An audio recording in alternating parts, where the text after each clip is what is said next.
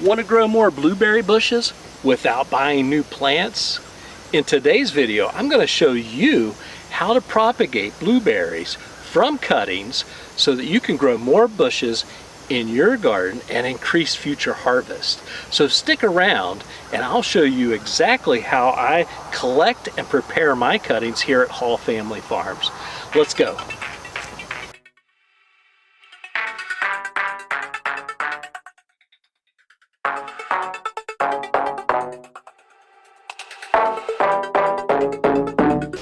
Blueberries are one of my favorite fruits to grow, but buying new plants can get expensive.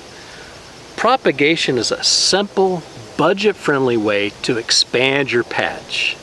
By taking cuttings in the fall, you're setting yourself up for stronger, healthier plants and bigger harvest in the seasons ahead. First, let's start with the cuttings. You'll want to pick nice healthy stems that are about pencil thick. I usually go for this year's growth that's hardened off but still flexible. You'll take your hand pruners and go down to a leaf node and take your cutting. Now this is all in 1 year's growth, basically about 2 feet. I'm going to get 3 or 4 cuttings out of this. The cuttings will be about 4 to 6 inches in length with at least 2 to 3 leaf nodes.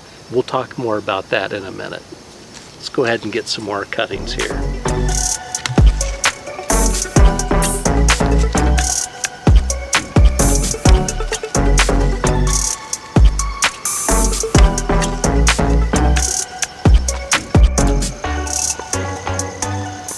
Step 2, you're going to want a table to work at and lay your cuttings out. And what I'm going to do is start with one of these, and I'm going to just take and remove the leaves at the bottom here of this first cutting. And you'll see that right here, I don't know if you can see that or not, but right there's one of the leaves I just removed. And I'm going to take my hand pruners and cut a 47-degree slant right there.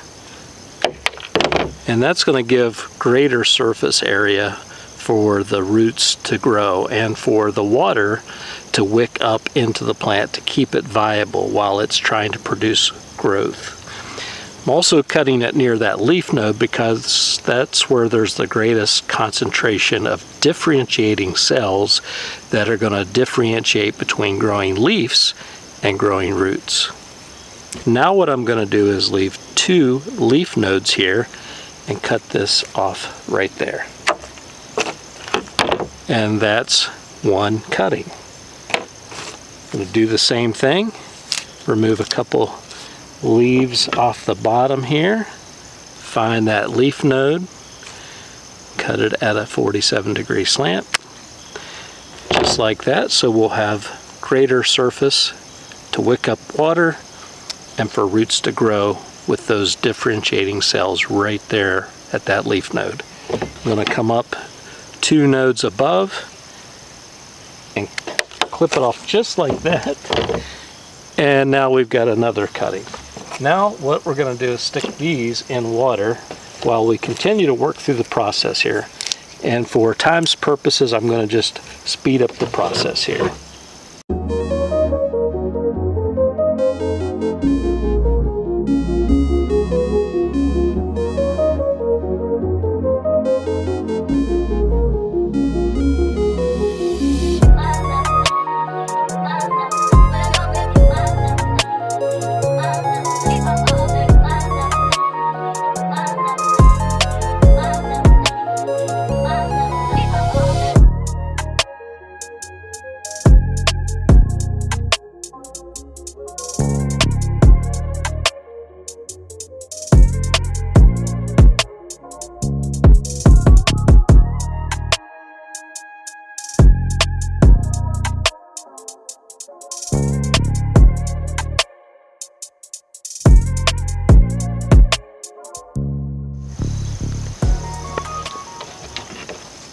Okay, I wanted to stop and explain why I took my hand pruners and cut these leaves in half.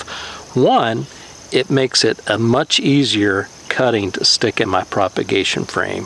When you're sticking a lot of cuttings, you don't need all of those leaves. 2, it cuts down on the amount of moisture that these leaves are going to require. Leaving half the leaf, you're still going to get that photosynthesis, which is going to help produce the food to keep this cutting going until it can grow those roots. So I'm going to go ahead and stick this in the water, and we'll move on to step 3. Step 3. If you want to increase your chances of your cuttings growing roots, you may want to buy some rooting hormone. In this case, I'm going to be using hormone 3 for woody cuttings, but there are other types of rooting hormones out there on the market.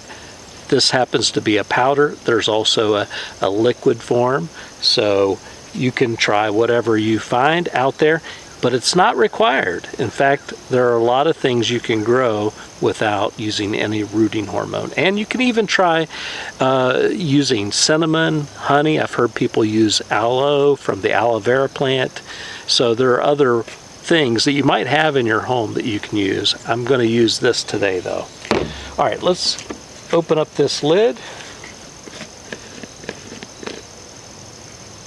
Set the lid to the side. And we're going to count and see how many we have here. Basically, I'm just going to tap off the excess here. So that's 1,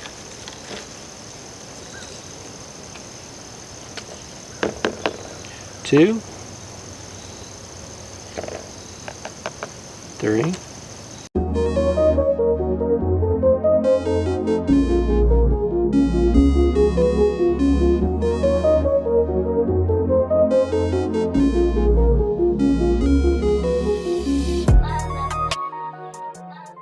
So, from those 2 or 3 cuttings, initial cuttings, we wound up with 17. 1, 2, 3, 4, 5, 6, 7, 8, 9, 10, 11, 12, 13, 14, 15, 16, 17 potential new blueberry bushes to grow in your blueberry patch or your backyard. I'm going to let these set here to absorb that rooting hormone for a few minutes, and then we're going to go to step 4, which is sticking them in our medium over in the propagation frame.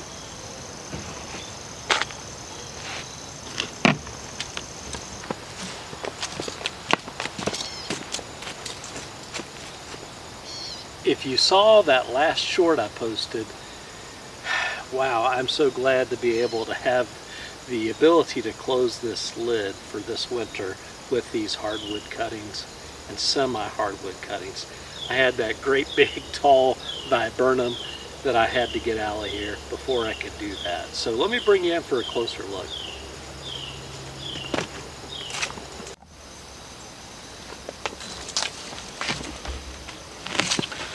Well, as you can see, I still have plenty of my Korean boxwood that I took from cuttings that I still have to get dug up out of my propagation frame and out into the garden. So, but I do have an open space here for these blueberry cuttings to go. This particular variety is called powder blue. So we're going to make a row here and put them in.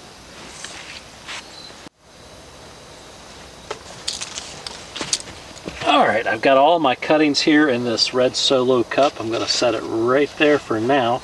I'm going to use this fancy dibbler, which is just a piece of metal I cut off of a cattle panel. If you don't happen to have that, you can use a pencil, because these cuttings are about pencil thickness, so it's the perfect tool to use. So I'm going to start right here and go about every inch to an inch and a half and just make holes. 5, 6, 7, 8, 9, 10, 11, 12, 13, 14, 17, right there. Okay, I'm just going to take each cutting and stick it in.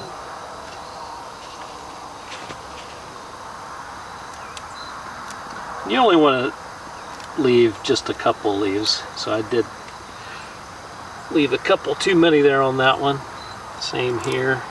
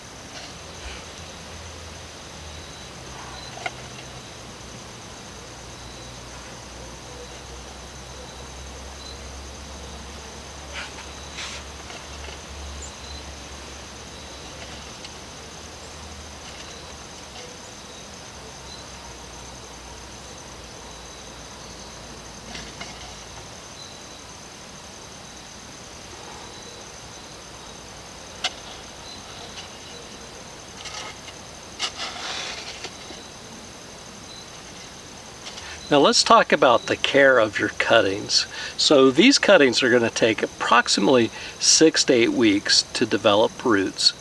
And you're going to leave them in probably even a little bit longer than that for those roots to really establish. And since this is fall going into winter, I'm going to leave these in my propagation frame until the spring. And once I see that new growth, I'll then look at transplanting those out, either potting them up in pots and letting them grow out in pots, or finding a place here in my blueberry patch to plant them directly into the soil. But let's talk for a second about what you're going to need to do to make sure that these have the best chance to produce roots. So if you don't have a big propagation frame like this where you're doing lots and lots of cuttings, you're going to need to find a container of some sort. It could be a plastic pot that you got from a plant you bought at a local nursery. It could be as easy as something you bought from the grocery store, like a yogurt container, cottage cheese, anything like that. Now you're going to want to poke some holes or drill some holes in the bottom of that container so that when you go to water it every couple of days, that the water can drain through. You don't want water to be standing in the bottom of that container. That's going to be a host for your cuttings to start developing root rot or rot at the bottom where the roots will be forming. So don't want to do that. Then the second thing you're going to want to do is find something to put over that container to maintain humidity so that your cuttings don't dry out. Now in this case I have a lid that I'm going to drop down after we finish here, but you can use something as simple as a plastic bag from your local Walmart or Kroger's or other grocery store that you use to carry your groceries home. You can use that, put that over, and just check it every few days, and if it needs some water or looks like it's drying out, add a little water to it. Because you drilled those holes in the bottom of your container, you're going to want to have some sort of saucer to catch that excess water, and then once it's drained through, empty that saucer, and that way you don't have standing water in the bottom, which would be a situation you don't want. You don't want water standing in the bottom of that container, because that's going to cause a situation where your cuttings could rot from the bottom up. And that's it. By taking a few cuttings in the fall, you can multiply your blueberry bushes and enjoy bigger harvest in the years ahead. Now, if you've ever attempted to propagate blueberry bushes or other fruit like blackberries or raspberries, I'd be interested to know how you did. So drop a comment below. I'd love to hear from you. Also, if you found this video helpful, give it a thumbs up and subscribe for more gardening tips and propagation experiments. And click that notification bell so you won't miss the next video here on Hall Family Farms. Until next time, please be safe and take care. Bye-bye.